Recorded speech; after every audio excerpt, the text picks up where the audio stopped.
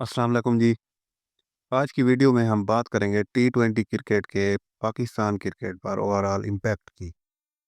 टी20 cricket जो कि 2006 ईस्वी में शुरू हुई थी, पाकिस्तान ने 2006 में खेलना शुरू की थी। तो इसने पाकिस्तान की क्रिकेट पर गहरे असरात डाले हैं।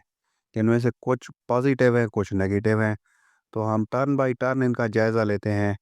सबसे पहले अगर नेगेटिव इम्पैक्ट्स को छोड़ के पॉजिटिव इम्पैक्ट्स को देखें, तो सबसे पहले यह है कि पाकिस्तान को एक प्लेटफॉर्म मिला अपनी टैलेंट को हाईलाइट करने के लिए। पाकिस्तान सुपर लीग की शक्ल में जब 2016 में पाकिस्तान सुपर लीग स्टार्ट हुई, और उसके नतीजे में फिर नौजवान प्लेयर्स को मौका मिला वो अपना टैलेंट शोकेस करें, और पाकिस्तान को कई अच्छे प्लेयर मिले हैं। इनमें शादाब खान, हारिस रऊफ, शाहीन अफरीदी, साइम अयूब सरफहरिस्त हैं। प्लेयर्स के आने की वजह से पाकिस्तान टीम में नया टैलेंट आया था।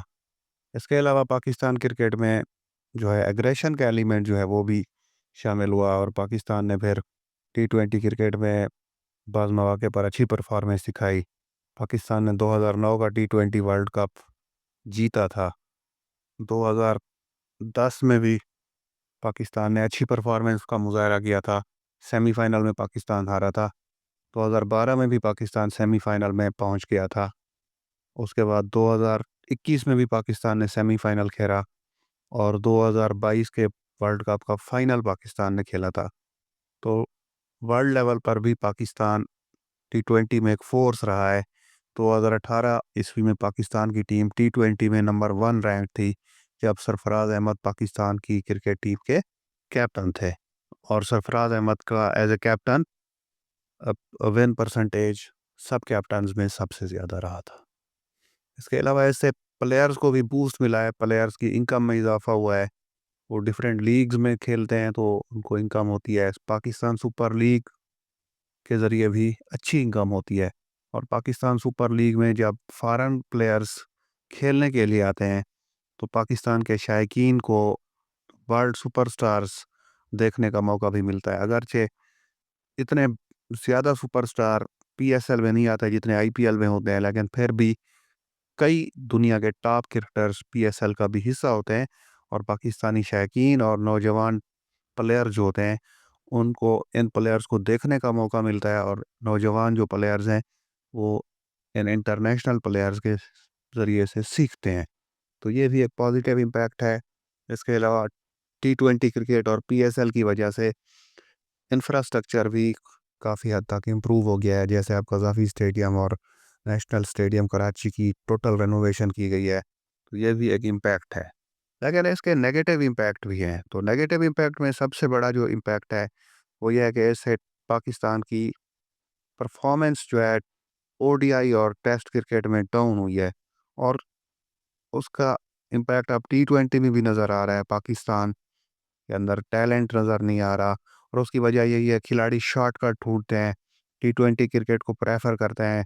लेकिन जब उनको वनडे क्रिकेट में डाला जाता है या टेस्ट क्रिकेट में डाला जाता है, तो वो एक्सपोज हो जाते हैं। उनकी फिटनेस ही इतनी नहीं है कि वो चलें, टेस्ट तो दूर की बात, वनडे में भी 10 ओवर्स प्रॉपरली करा सकें, या 50 ओवर फील्डिंग करके फिर लंबी बैटिंग कर सके या इनिंग्स खेल सके। टेम्परामेंट ही नहीं है। पाकिस्तान ने हालिया अरसे में कई प्लेयर्स को आजमाया है, लेकिन साइम अयूब के अलावा कोई भी प्लेयर इंटरनेशनल लेवल के ऊपर नहीं आ सका। कुछ हद तक सुफियान मुकीम का कह सकते हैं कि उन्होंने अच्छी परफॉर्मेंस का मुजाहरा किया है, पीएसएल से निकल कर वो आए हैं। तो उसके अलावा जितने भी प्लेयर्स आ रहे हैं वो शॉर्टकट ढूंढते हैं। इसी तरह से माजी में आप देखें, मोहम्मद आमिर और इमाद वसीम ने भी यही कुछ किया। इंटरनेशनल लीग्स को प्रेफर करते थे। आमिर ने 27 साल की उम्र में टेस्ट क्रिकेट को खैर बात कह दिया था, क्योंकि उनको पता था कि टेस्ट में या वनडे में ज़्यादा मेहनत करनी पड़ती है, जबकि टी20 में मेहनत इतनी नहीं है, लेकिन पैसा या कमाई ज़्यादा है। तो खिलाड़ी शॉर्टकट ढूंढते हैं, डोमेस्टिक क्रिकेट पर फोकस नहीं करते कई कई साल। जैसे शादाब खान है, या हारिस रऊफ है, या इवन शाहीन अफरीदी है, वो डोमेस्टिक क्रिकेट खेलने को तरजीह ही नहीं देते, और वो खेलते ही नहीं है। तो फिर उनके मसल्स कैसे डेवलप होंगे, और वो फिटनेस लेवल को कैसे बरकरार रख सकते हैं। तो ये बहुत बड़ा डिसएडवांटेज है کیونکہ پلیئرز کی عادتیں بگڑ گئی ہیں، یا پلیئرز جو ہیں وہ ڈومیسٹک میں انٹرسٹ نہیں لیتے، اور پی سی بی بھی ان کو نہیں کہتا کہ آپ ڈومیسٹک کو فوکس کریں۔